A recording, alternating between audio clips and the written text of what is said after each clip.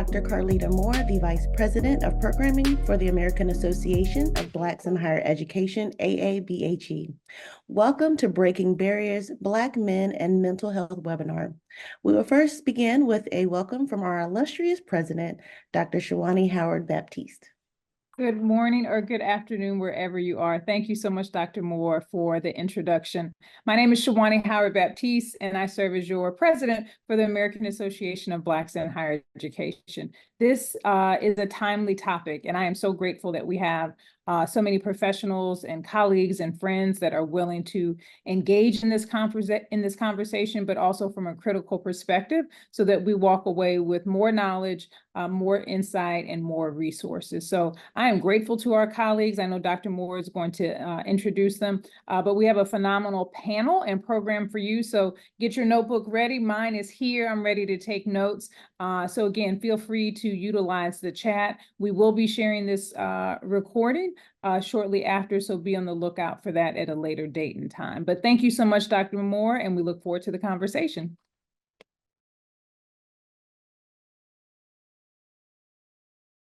Oh, you're muted, Dr. Moore. Sorry, thank you. So thank you very much. As you know, this month is Mental Health Awareness Month. In many Black communities, the importance of mental health is often overshadowed by the stigma and neglect. Shockingly, there are only 1 out of every 3 Black Americans who require mental health support actually receive it, and there's about over 63% viewing seeking help as a sign of weakness. So it is time for us to confront the reality mental health and physical wellness are interconnected and playing a vital role in our overall health. Neglecting mental health increases the likelihood of physical ailments and chronic conditions and vice versa. So there are several factors which can exacerbate mental health challenges within the Black community. And so sadly, Black individuals often face barriers in accessing quality mental health care that is crucially sensitive, leading to potential misdiagnosis or dismissal of their symptoms altogether. So previously, AABHE conducted a webinar series, Saving Ourselves, Saving Our Sisters, a call to action for Black women in higher education. And we wanted to ensure that we did not forget about our Black men. Today, Dr. Ajita Robinson, and the expert therapist, international speaker, income strategist, and award-winning and best-selling author of The Gift of Grief, A Practical Guide to Navigating Loss, and Dr. Dan Trahan Jr., a licensed professional and national certified counselor, certified diversity executive, and associate professor at the University of Southern California, are here to discuss the distinctive mental health hurdles encountered by Black men in higher education. Without further ado, I turn the mic over to our speakers. Thank you so much for having us, for creating this space, and certainly for allowing us to share this space with you and your community. And so we really want to have an engaging conversation. So the more your voice is in the room, the higher we can serve you. And so we certainly will invite you throughout the conversation to share your experiences and to ask questions, right? We want to make sure that we tailor this conversation to you. So I think the first thing that we want to do is kind of just acknowledge what we likely bring to the room. And so I know that as a Black woman, I walk in the world differently, but I absolutely can understand and appreciate the unique challenges faced by Black men, especially in the climate in which we're operating. And then we add higher education dynamics to that. And then we have a breeding ground for some things to kind of percolate. And so what we really wanted to make sure we could do today is to kind of dispel some of the myths that might contribute to the ongoing challenges that Black men face with respect to mental health, and really to honor the lived experience of Black men and those of us as Black women and those of us who get to work alongside, serve, love, care for, and be in community with Black men to create a space where you are seen, heard, and cared for. And so, Dr. Trahan, I'm going to, if you have any words to share before we launch into the conversation. Yeah, absolutely. I'm very honored to be with each of you on this morning and or afternoon, depending upon where you're joining us from. And what I like to do is set the scene to make it very clear of how we navigate. I've often taken a look at myself. I hold 5 academic degrees, 2 of which are doctoral level degrees. And the moment that I walk outside, none of that matters. In this society, in this climate, so many people will only see me as my gender and the color of my skin. So I want to set the tone in that way to talk about the mental gymnastics that you navigate just simply because of how you show up. I want to set the scene in that way. Yeah, and if you can relate to that, please just type a me in the chat, right? Again, we talked a lot when I met with Dr. Moore about the intersection of our identities because we are not just Black and men or women. It is the intersection of that complexity and then the ways in which we navigate society, societal pressures, institutional strain and requirements or rules even that may or may not apply to us or that are acting on us. And really, I want to normalize and really validate, give language to the fact that a lot of this gets stored physiologically and psychologically. And that makes it that much more important that we're able to name our own experiences. One of the things, and Dr. Trahan, I would love for you to kind of chime in on this as well. One of the things that I get really concerned about as a mother of two Black men, right, 8 and 26, is at what age that 8-year-old is it's no longer appropriate for him to express the full range of his emotions. No one's really, too worked up about my 8-year-old if he cries, right? Or if he talks about his feelings being hurt. But there's something that happens that begins to desensitize our Black men around experiencing the fullness of what really is the human experience, the range of emotions. And we see this a lot in the clients that we work with, both on the clinical side as well as the consulting side, a numbness that our Black men have had to adopt, to endure, to survive, to even thrive in spaces that aren't necessarily designed to support the wholeness of our being. And so, Dr. Trahan, can you talk a little bit about what are some of those earlier experiences and messages that we likely receive that contribute to what we see later on in life that might contribute to some of the mental health challenges that Black men may experience across their lifespan, but namely in adulthood? Yeah, I would say first and foremost, one of the things that we do really wrong, and I'm intentionally saying wrong, is we do not really allow there to be an outlet for emotions. In many cases, Black men, and I would go on to say the Black community, but Black men are told to man up. And I often have reflected on, well, what does that mean? And what we've seen recently is an elevated level of death by suicide because there is no emotional outlet. You're told to navigate and to operate in a particular manner, but then how do I express how I'm feeling? How do I speak about what's happening inside of me? And when you don't have the skill set to do so because you've been shut down or you've been told that you're behaving in a manner that's inappropriate, especially as that accompanies very often, you have to, I think there's an idea of, I want to prepare you for the reality of navigating Black in the world, but in the context of America. And yet that can also be damaging to your ability to express emotion. So I think those who are parents or those who are in interactions with young Black men, especially when you start entering the early stages of being a teenager, that's where it really, really gets complicated because you're told these things. Many of you, I'll make an educated guess that you are aware of or have heard of the talk. And what we're talking about is the interaction that you may have with law enforcement in any different capacity and what you can and cannot do. And that then creates this element of, well, how am I supposed to show up and speak and to navigate? And when you don't have the opportunity to do that and you're told to navigate in a certain context, that then creates this prolonged process that is very damaging of suppressing your emotions. And I want to express that because it begins with emotions. Then that later manifests into behaviors that we may view as inappropriate or lashing out or what have you. But it starts with emotions. And I think it's really around that age of 11 years old, 12, right before a preteen into teenage years, where we start to see individuals sharing what you can and cannot do. And to be honest, Dr. Robinson, as I'm reflecting on that, I'm even thinking in some cases, just navigating as being Black, you are taught, even at an early age, what you can and can't do, such as going into a department store.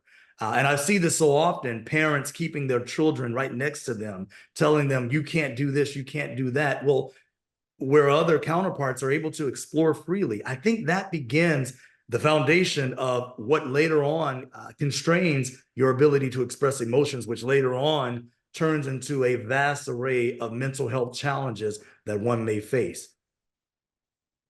Yeah, and I think there's so much there, right? And so please feel free to ask your questions, use the Q&A section for that.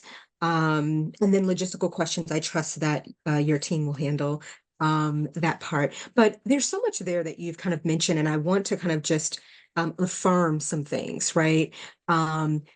This whole notion of the way that we just operate in society, going to the store, but even, you know, our children running outside, right? Like being mindful about the way that we conduct ourselves in public, because it not only is a reflection of us as parents, as individuals, but there's this collective identity that we have when someone that belongs to the African American community does something. There's this personal feeling of responsibility, shame, disappointment, weight.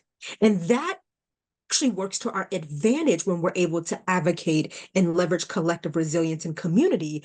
But I think that the challenge is when those same messages, rules, standards, one, aren't applied universally, and two, are weaponized, right? In really ways that I think minimize the level of freedom that we have. And we talk about freedom kind of like slightly differently, right?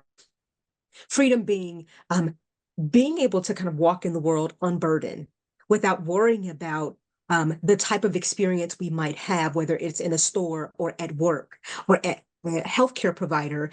Am I receiving this treatment because that is the treatment that is standard, or am I experiencing this as a result of my Black maleness, right? I also want to say for anyone, and I find myself doing this even, right? In situations where we are centering Black men, I recognize that as Black women, we may be able to also identify, but in this space, it is totally fine for us to not do, yes, I experienced that too, right? We see this a lot even on social media when we see and hear Black men communicating about their experiences. And then what happens is that for whatever reason, as women, we still feel the urge to chime in and correct, right? And we get to allow, and we actually have the responsibility to allow Black men to have their experiences that are different and unique from our own, although they can overlap, and let them be as they are without qualifying or inserting our narrative. And so I think that piece is important so that we don't have the urge to kind of shift the language to be more inclusive. Well, we actually can have this conversation exclusively to Black men, right? So I just want to kind of normalize that part. I get into these social media fights all the time. I'm always going to ride for Black men, always, right? We can talk about what the interaction and intersection that's happening in our community at another time, but this space is designed for Black men. So I do want to address the comment that we see here in the chat from Emmanuel. Messages around emotional expression start as early as infancy, absolutely, and are reinforced throughout our lifetime. What are your thoughts on doing the constant miseducation on the right, wrong way to show emotions? I have thoughts about that, but again, I'm always going to prioritize your voice. Yeah, so I think what happens, and this is where we have to look at what we're actually referencing. And it does start as early as boys don't do this, boys don't do that, if you think of it in that context. And what you're trying to do in many cases is to prepare a young Black boy for what his life may be. But what you also are doing simultaneously is limiting his ability to exist and to express how he's feeling. That then gets to the point that I made a moment ago, when you start entering those preteen and then actual teenage years, because of the fear of what's going to happen when you interface independently of how one may navigate when they're not in the household. But I agree. I think that we need to be mindful, while your intentions may be great, what are you actually doing? And I stand behind firmly, you are teaching him that it is inappropriate to express himself. Boy, and I mean, if you would reflect, and I'd ask those who are here with us, same thing. If you've ever heard that, boys don't do this, boys don't do that, to write a me in the chat. This is a very frequent, and I share with you so often, as a clinician, the volume of clients that I work with that have been positioned to not be able to express themselves, even in terms of the reason that their parents sometimes will put them in counseling with me is because there are concerns about behavior of how they're expressing themselves. And very often I will have parents to join so that we can talk about, well, what are we really looking at? What are we really referencing?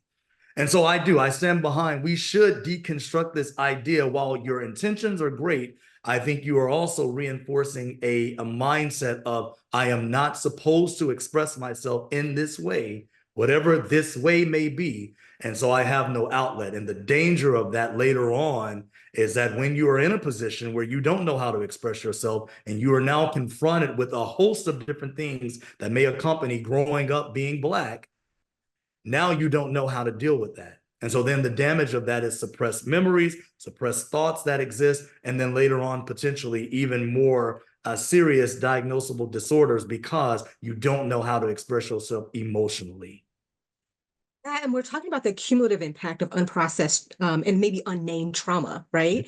And one of the things that you're kind of bringing up is, and to answer the second part of that question as well, to kind of expound upon that, is okay, now that we understand this and we do understand this piece, we have lived experience with this, so what? Like, what do we do? And so one of the things that we have to do as parents, but also as a parent, I also have to be mindful that I'm also a whole person, independent of being a parent, independent of being an educator, independent of being a clinician. So from a personhood perspective, individual personhood, it's important for us to kind of check the things that we need to unlearn. So I remember, if you think about the earliest age that you can remember receiving these types of messages, whatever they were, right? Where did we learn that? And so if we think about these are things that Black men or Black boys can't do, where did you learn those messages? Oftentimes they are external. They start with family, they're socially constructed and reinforced and maintained, right? And for many of us, it is the intergenerational transmission of these values, beliefs. And I want you to think about the origin of that, right? Why was it unsafe? And that our grandmother and parents might have taught us that you can't run outside, that you can't play with toy guns, that you can't do these certain behaviors. When those kind of coping mechanisms were needed, we're in a time period where their Black being in and of itself was unsafe as a result of enslavement and Jim Crow and all of those things. And I'm not saying that we're not still facing those things, but we also know that if we don't disrupt the intergenerational transmission of trauma, we lose the gift of the intergenerational transmission of coping mechanisms that have to be readapted for the time frame, right? And so I've spent the bulk of my adulthood unlearning and reparenting myself because I am a disruptor. It is required so that I don't reinforce the wrong beliefs, right? That were well-intentioned and they kept us safe in a different generation, in a different climate. Mhm. But what's the baseline, right? We have really conditioned ourselves and our children for generations to come that they're not able to be free to, they grow up faster because of all of these societal pressures and lessons we have to teach them, again, just to keep them safe. And so if we want to, that extends right up into adulthood. We see it in healthcare all the time because we've adopted and we've received messages around authority in a variety of settings. We often don't push back against disparate treatment. We don't push back against our pain being minimized, ignored, undermined in systems of healthcare. We don't push back in institutions of higher education when we are the only, right? We don't push back when we're being asked to do more without compensation. How many of us are serving on 5011 committees? Right? How many of us have multiple degrees in our education and achievement is a coping mechanism for many of us that are high achieving and high functioning. It's got kind of positioned in a different way. And so we have to recognize how that may be showing up, but what's the root cause of it? It's likely these early messages around achievement, survival, worth, appropriateness, right? All of those terms are coded language, right? They're oppressive in coded language. So we want to be mindful about the ways in which we need to unlearn things that may have kept us safe in different iterations of our life, right? That may have kept us in survival. And so that's the intergenerational trauma related work that's both racial as well as gender based, right? So I want to go to the comment that we see in the Q&A box, and then we'll go to the chat. What suggestions do you have for Black women to help Black men with these struggles? Many times I ask my husband if he's okay. I know he's not, but doesn't like to talk about it, and may think that therapy is a waste of time. So I always think that it's important for us to honor their experience and what they're communicating. And I recognize that oftentimes, because of the socialization and the norming, that oftentimes our partners and our loved ones may need time to process. And I also find Black men to be more active in their expression, as opposed to, for women, we're more likely to call and talk about it. And for many of our Black male clients that we work with, and even my, my brothers and, and father and those folks, are more likely to demonstrate it in their behavior. So watch what they are doing. Oftentimes when we ask people like what they need, think about this. When we ask someone who is suffering and struggling what they need, their neurological and nervous system is already overwhelmed just trying to survive and navigate the pain, physiological, psychological, emotional pain that they may be experiencing. And so they are not available to tell us what they need. And so think about what you know about them that brings them joy, that brings them safety, because oftentimes we're talking about a global loss of safety and identity that Black men experience because they don't feel safe at work oftentimes, and they certainly may not feel safe walking in the world. And so home must be safe. And so what does safety look like for your partner? Do that, give them that. And that may mean space. Dr. Jahan, do you want to chime in there?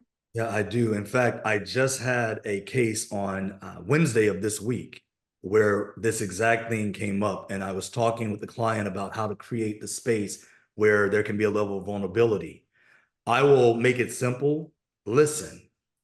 Listen to understand instead of hearing to respond. And I would really highly recommend, if there is a imbalance for whatever the reason may be, seek to understand, how do we create a space where I can be vulnerable, where I am not made to feel as though I'm weak because I'm demonstrating, going back to what we've already referenced, an emotional disconnection, or I'm in a state where I am mentally incapacitated for whatever the reason may be, mentally drained. I am tired.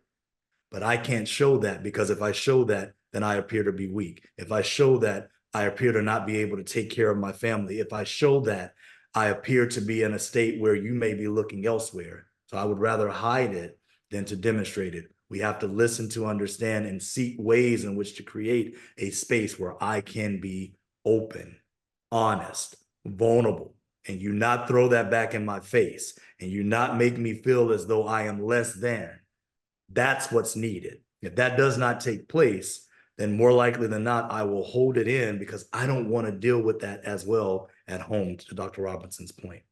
And unfortunately, this happens so often. Men, and I kid you not, I just shared with a colleague on last Friday, I could see, and Dr. Robinson, you referenced this already, we sometimes misunderstand physical symptoms and the direct connection to our mental health. So for example, if you've ever experienced this knots in your back or some physical ailment in your body, you may think, well, what's going on with me? Stress, elevated levels of stress existing. And because we're talking about the context of higher education, there is already a balance of just being in college, regardless of the institution, of what that's going to put on you. Everyday stress. And if I don't have an outlet for that, and now we're talking about what that looks like in my day-to-day life, and now you add on how a woman can support or a partner can support, and you're not listening to me, you're not reading my cues, then I'm going to feel disconnected, and I am less likely to say anything because I don't want to be made to feel less than I already am feeling. So I'll say again, listen to understand instead of hearing to respond. Yeah. And I think that's so, so important for so many ways, because I know that I have a really difficult time, even with my experience and expertise, witnessing Black men suffering. And so my immediate desire is to mitigate the suffering, to make them feel better. And so what that looks like unintentionally is distracting them from their lived experience.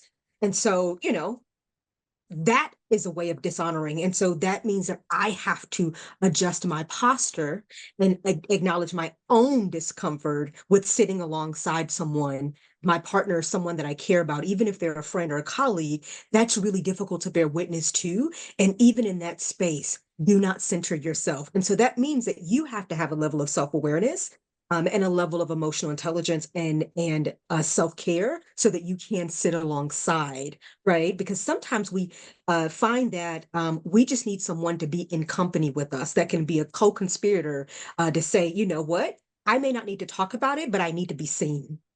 Right, I need to be heard, and that, I think, that creates room for some of the words. I also think one of the things that we talked about,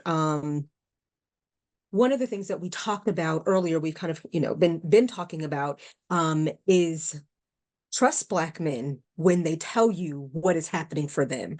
I think oftentimes, because we're so inquisitive and we want to know more and we like to tell stories and understand all the nuances and, those details, that sometimes we inadvertently send the message that we don't trust what they're telling us about their experience. And that may not be what we intend to communicate. But when we adopt an investigative line of inquiry, that is often the message that it sends, right? And so again, that empathic listening is important.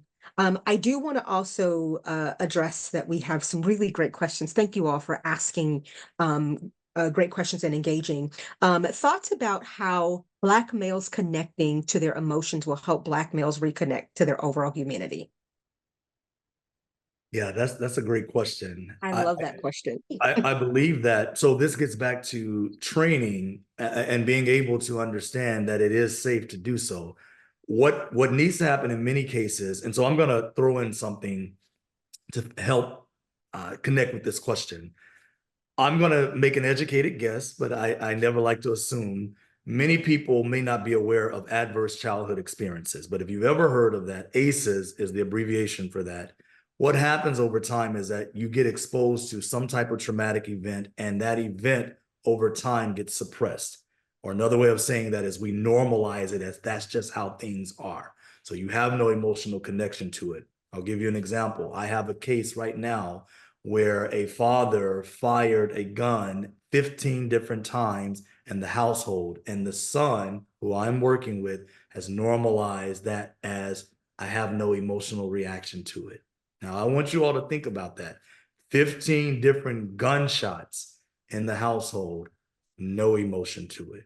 And what it is that we normalize certain patterns of behavior as that's just how things are. We have also been conditioned, in many cases, I'm just going to keep it real, what happens in this household stays in this household. Probably one of the most damaging aspects of mental health, and probably one of the reasons that stigma still is so widely spread in the Black or African-American community for that same line of thinking. So then if I have no emotional connection to be able to understand that, how can I get to a sense of humanity? How can I? So to answer the question in a very straightforward way, yes, I think that there needs to be intention of and Dr. Robinson said this already, unlearning aspects of what we've been taught, and then positioning ourselves to understand it's okay to get help. It's okay to express yourself. It is okay to acknowledge I'm not doing all right now. Something's happening with me. And even if I can't define it in a sophisticated way, if you will, I know something's not right.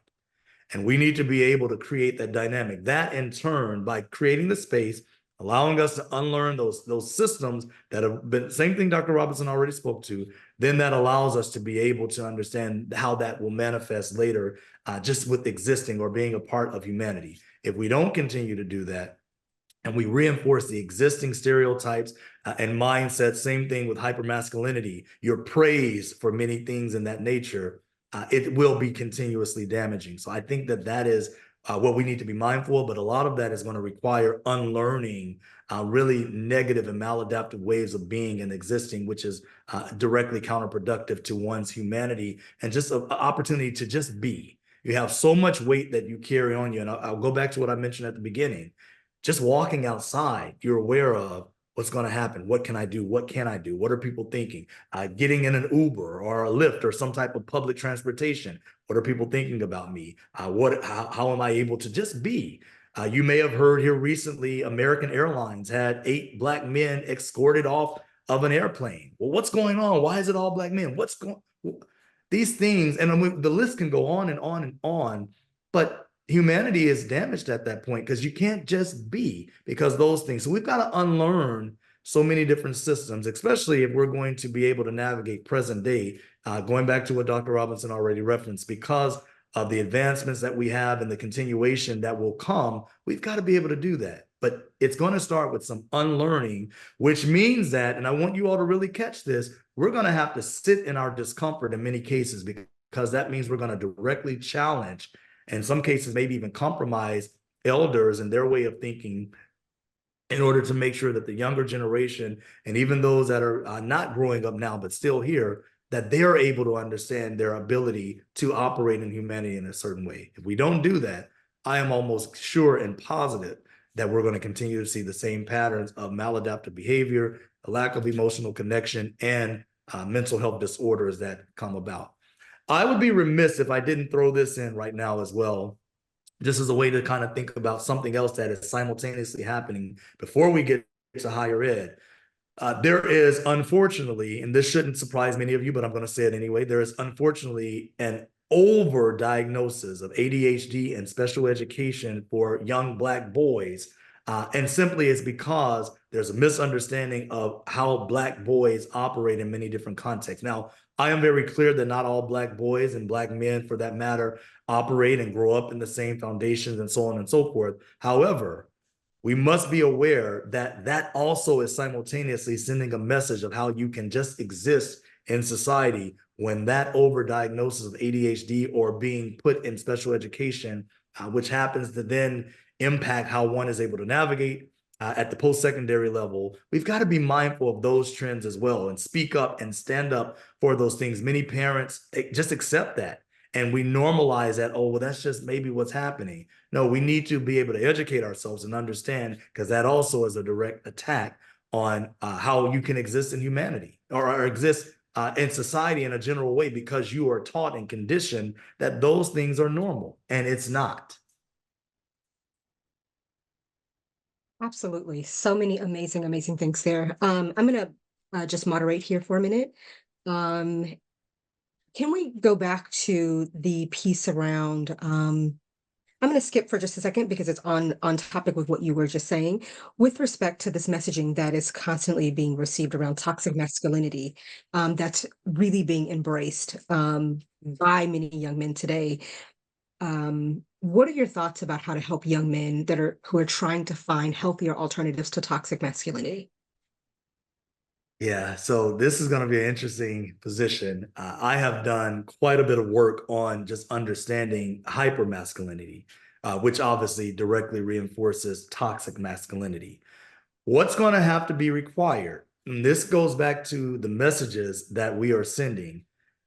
And I'm just going to keep it real once again. We've got to disconnect this idea of signs of emotions being connected with masculinity and femininity, because what ends up happening is that you are praised and or criticized or ridiculed if you demonstrate anything that may be deemed as feminine, especially as a Black boy or a young Black man, and then on into a Black man. For example, being metrosexual. That kind of mindset for many people is so negative. It's like, oh no, you can't do that because that's an attack on your manhood. That's an attack on your sexuality. Well, as long as that kind of mindset is there, it's going to reinforce toxic masculinity. It's going to cause individuals to feel as though they must demonstrate and almost overdo it in order to be present. So what we've got to do, we've got to turn back our way of thinking to understand it's okay to demonstrate signs of being emotional. It's okay to not operate in that capacity. But we're talking about, it's not just a small gamut. We're talking about a shift in societal thinking and from a within group dynamic. We're talking about changing our way of thinking and not imposing this onto Black men and Black boys of the way in which they're supposed to navigate. This includes Greek life, sports or athletics, and just operating in society in general. Because if you're not able to do that, what's going to happen? There will be no alternative to it, because you're praised when you're operating in a capacity where you're demonstrating this over masculine tendencies. So you're it's positive reinforcement and negative reinforcement if you do anything that's alternative to that. So we've got to shift our way of thinking. Otherwise, why would you do something that's going to lead to there being you being ridiculed? Now we are seeing these younger generations are embracing a little bit more of their feminine side. And I hate to make it about being masculine and feminine, but that typically is what accompanies what leads to an over toxic masculinity. So if we want to create a space to do that collectively as a society, and I'll say again, definitely from a within group perspective, we've got to make space for this to exist. Otherwise, it is almost guaranteed that that will not take place, and individuals will continue to exhibit traits, which then is a direct attack on emotions, which then is a direct attack on their ability to express how they feel later on with their mental health, which then is more likely than not what's causing this elevated level of death by suicide and or individuals suffering in silence as a result. But it is a complete mindset shift and a societal norm that must be deconstructed if we are going to make the space for an alternative for toxic masculinity. Mm-hmm.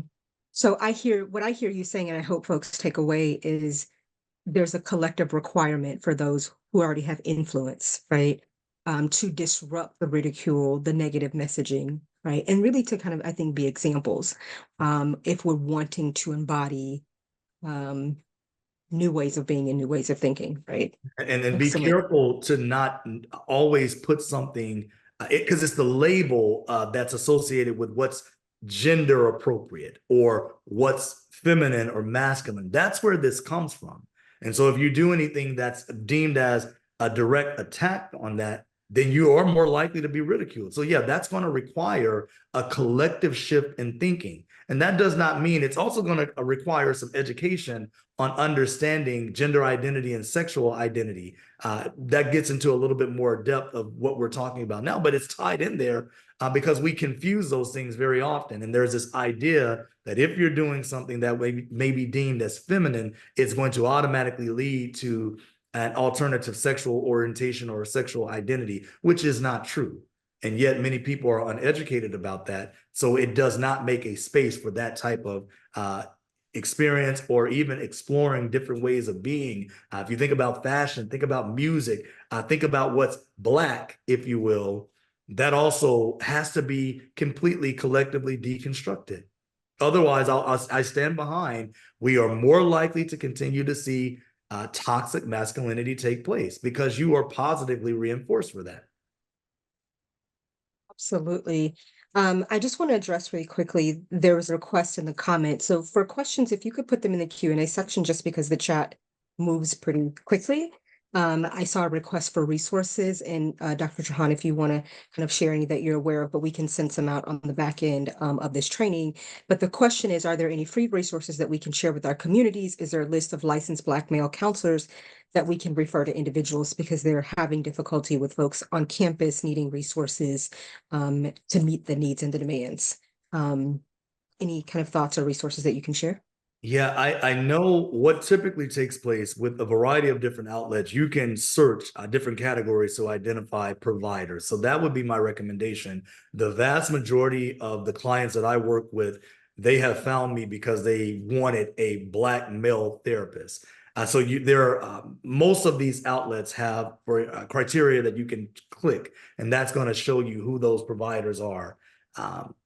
And what we can do, Dr. Robinson and I can get together to identify other resources. But what I would say most often is looking at such as the American Counseling Association. They give you categories that you can select. Your different states give you categories that you can select that will bring you to the providers that are on certain platforms or within certain practices. And then obviously, if you do a general Google search, that's another way to do it, or whatever internet outlet you'd like to use. But that's another way to do it. But my recommendation, if you're looking at any mental health outlets, they're going to give you categories, and that will show you providers that are available. They even show you providers that have a sliding scale, providers that do pro bono work. All of that can be found online. But Dr. Robinson and I can work together to also identify additional resources that we'd be happy to share. Absolutely.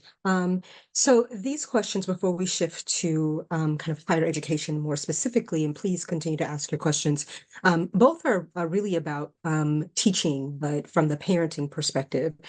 So this question is, could you share some ways of parenting and teaching that could undo some of the early messages? Any thoughts there for me? I went back to read. I want to make sure I'm looking at the question correctly.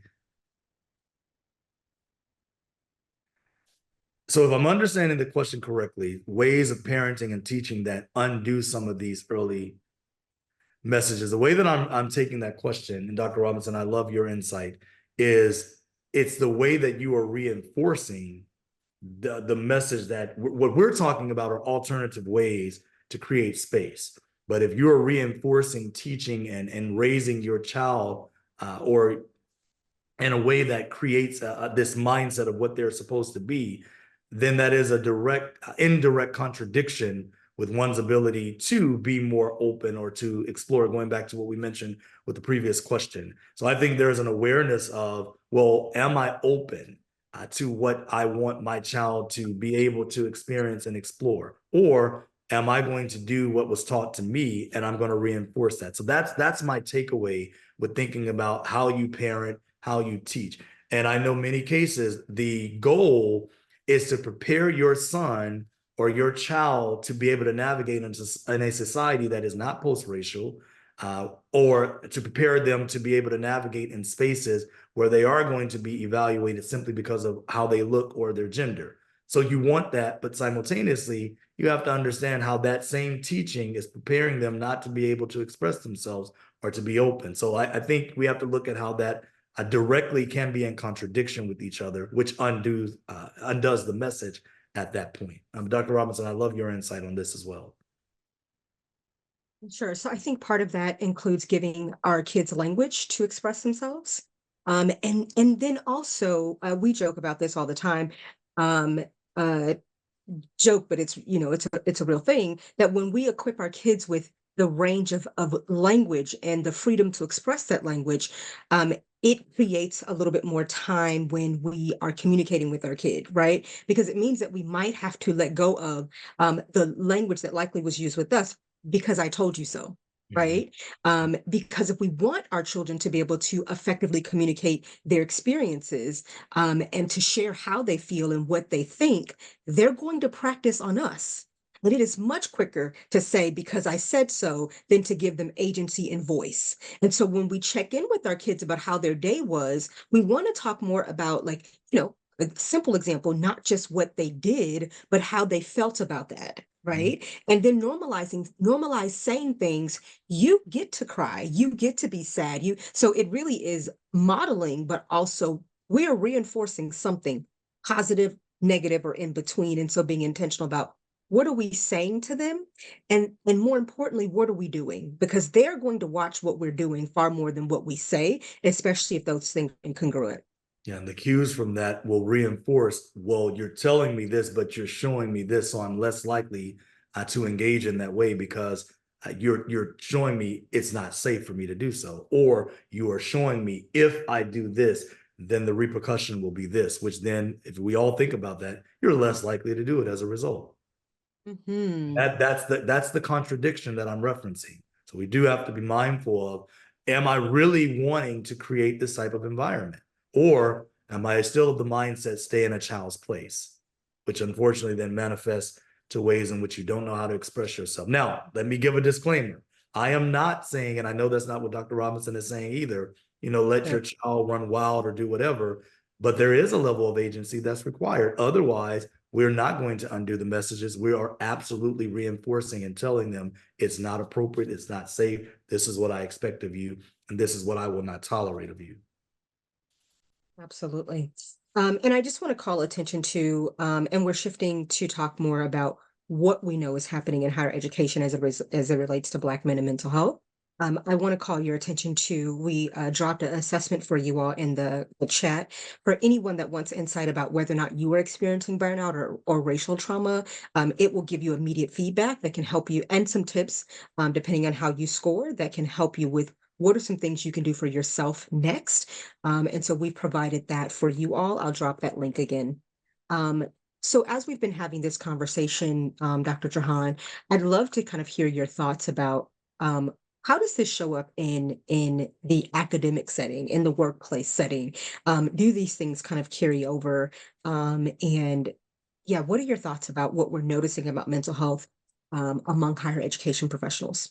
Yeah, it absolutely shows up. In fact, you get, and I think that ties into what I mentioned earlier, it doesn't matter the degrees that you hold or the degrees that you're seeking, you still are navigating as Black. It speaks to the point that you referenced earlier about the number of committees or how you are utilized or really exploited in some cases for media purposes. Institutions will intentionally take pictures so that they can show the diversity of their campus, and yet they don't really create an environment that allows. So, or you are a faculty member that's asked to serve in a variety of different capacities so that they can demonstrate that we have Black scholars here. So yeah, that leads to burnout. It also, in many cases, can be a reinforcement of racial battle fatigue, where we're not able to define that that's what's happening. It very often will mirror anxiety or stress in some cases, and yet it's because you're reinforcing things because I'm here because of race. You're not asking me because of my scholarship. You're not asking me because you value my voice. You're asking me because you want me to represent something that you need in this capacity. And that then leads to burnout. It leads to you being the voice, if you will. And so let me give context. I'm speaking from my experience as a person who has only attended PWI. So I want to put that context there. But yet there were so many times, and while I was honored to get the invitation, I also realized I'm here because there's representation that's needed. And you have to look at what that does to a person and how you're supposed to represent the race and be the example for the race. Well, that's draining. And then in many cases, when you look at now, to be fair, as an industry, no matter which industry you're in, there unfortunately is a very small percentage of Black providers in general, or people of color in general. So that's something that we need to continue to expand upon in general, regardless of what area. But what that means is that not that you have to work with a provider of color or from a historically marginalized background, but that means that you're less likely to have those individuals available on college campuses, which gets back to the other point that was made in the Q&A about community resources and where that comfort may be. But then that gets into understanding the stigma of just mental health in general. So to wrap that up, yes, it absolutely is showing up in the workplace. It is absolutely showing up on college campuses across the country because in many cases, you are expected to operate and to navigate and to orchestrate because you're Black. And you become that model example. And I'm an example of that. I mean, in many cases, while as I shared, I was honored, I also recognize the weight that put on me. Then you throw Greek life in there for those who are members of Greek organizations. That became another element of me being mindful as a member of a Greek-led organization. How do I show up? What am I supposed to do? How can't I show up? That adds on mental strain on a college campus. And I think that even we want to prepare our students to do their best work, but also understand you may also be unintentionally burdening them by trying to have them to be something that may extend beyond what they're capable of doing. Not saying we don't want them to be scholars or to excel, but we also have to recognize, can they handle this right now? And in many cases, we're not listening to understand. We're pushing because we think, well, if we give them that extra push, they can do it. And we may be putting them in a position that is stifling their mental health, unknown to ourselves. The number, I want to share this with you, and this is real, everyone, because I mentor a lot of young Black men. And this was about 2 years ago. I had a young man here in Washington, D.C. We were checking in. He was like, "Hey, Dr. Don, how are you?" I said, "I'm doing well. How are you?" He said, "Oh, I'm doing well." I said, "How are you really doing?" And this is something I'll never forget. And this is the weight that we are unaware of. He literally collapsed in my arms and he started crying, and we started talking about what he's been navigating and how he's held things in, and people that are pushing and pushing and pushing, but there's no awareness of what he's carrying. And I knew, how are you really doing? And that moment that man collapsed, I'll never forget that. That's what's happening. So is it showing up? Yes, it's absolutely showing up. And the workplace on the other side of that is not exempt. It is absolutely showing up in the same capacity. I think that while I know we're talking about Black men, I would be remiss if I did not reference what we witnessed with here recently, a Black woman taking her life because of the toxic workplace environment for the same types of reasons. So is it showing up in the workplace? Yes. Is it showing up on our campuses? Yes. Hmm. I also want to piggyback that with another question that we have, specifically around college students being less likely to seek professional counseling. And more likely to utilize informal resources like community members, peer groups, pastors, mentors, et cetera. And there being very few Black male clinicians. We are all experiencing the gap here around Black male clinicians, and then even fewer who actually serve on college campuses. And so what are your thoughts about how colleges and universities can be more intentional about creating safe spaces and supporting their Black male students? Yeah, one of the things is, and I did this as a provider when I used to be on a college campus, we've got to normalize counseling or therapy.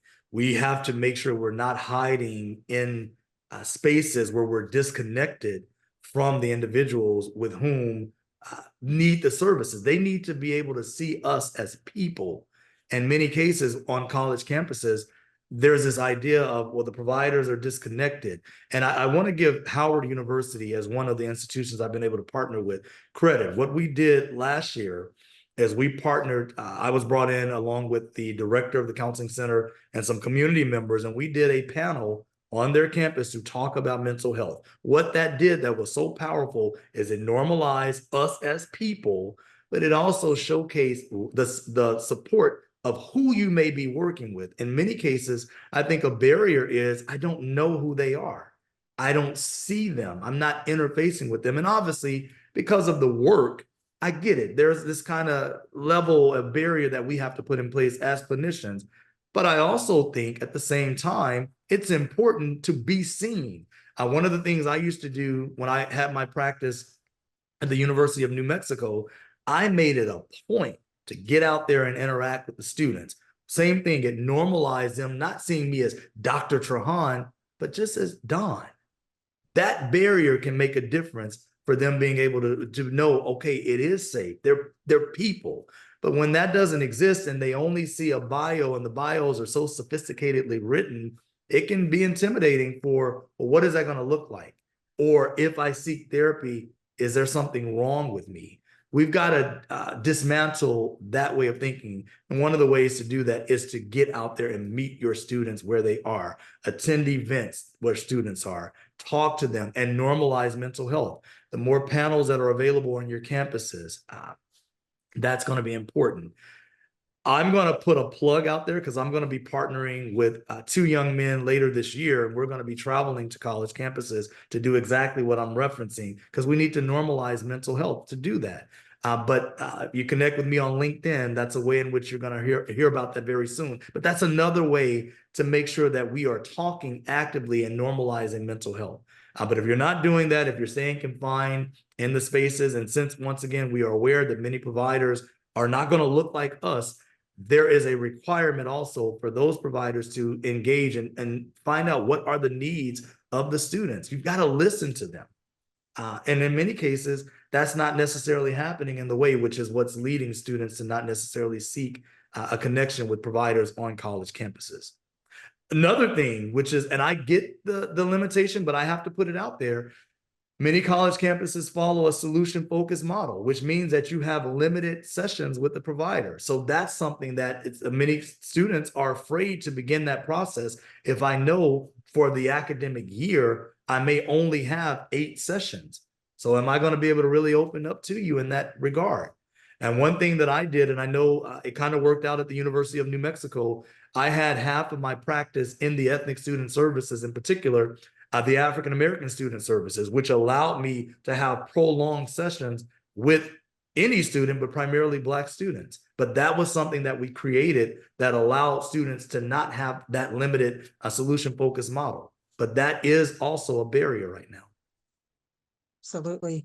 And so one thing that I would also add is making sure that we are addressing the reasons that there's a gap if we have counselors on campus and students aren't utilizing them, one of the biggest reasons when we come on campus and we assess students' needs and the gaps in utilization is cultural competency of the existing staff. And so be intentional about creating cultures of health and communities of health on campus and making sure the existing faculty, regardless of their background, because being Black does not mean that you're culturally competent, right? And making sure that you're providing and equipping your team with the necessary tools to actually serve your students, because there's quite a bit of harm that's happening on college campuses because of the lack of training. And so make sure that your budgets include training and supporting your staff so that they can better train and support or better support your students. And so we often come, as Dr. Trahana said, and partner with universities and staff universities in even ways that we need to, and then really connect with your providers in the local community that work with the population that you all serve. I think we probably have time for one more question, but I want to be mindful of any administrative aspects that need to happen. If we could wrap with any kind of strategies or tools or techniques for folks that might be experiencing the impact for themselves, the impact of the mental health challenges that we know Black men may be experiencing. Can we just wrap with some tools and strategies that they may be able to utilize for themselves? What comes to mind? I want to think about, because there's so many different things, but if you want to start us off. Yeah, sure. So we're both trauma trained providers. And so that means also that we take a whole body approach.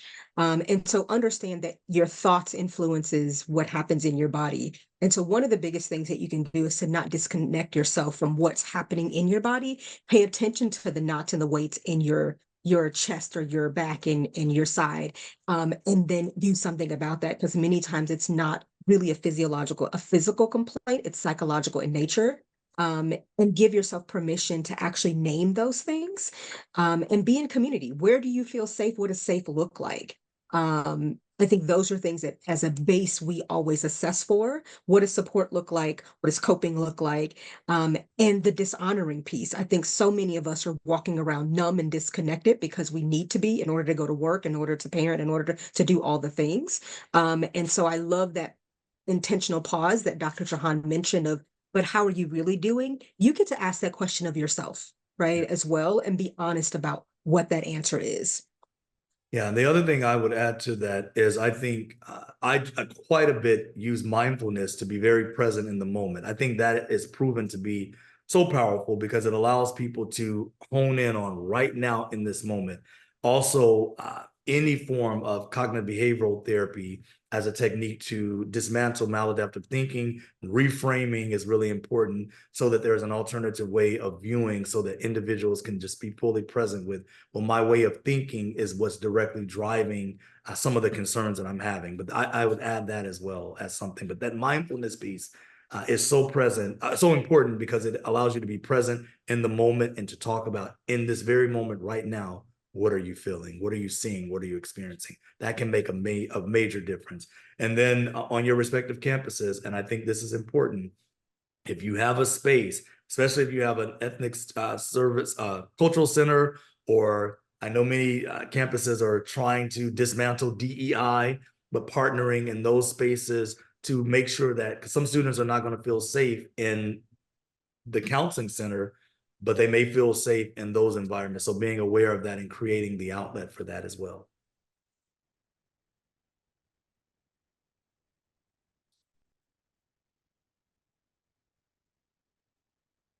Thank you. Thank you. This has absolutely been a wonderful, wonderful and informative webinar.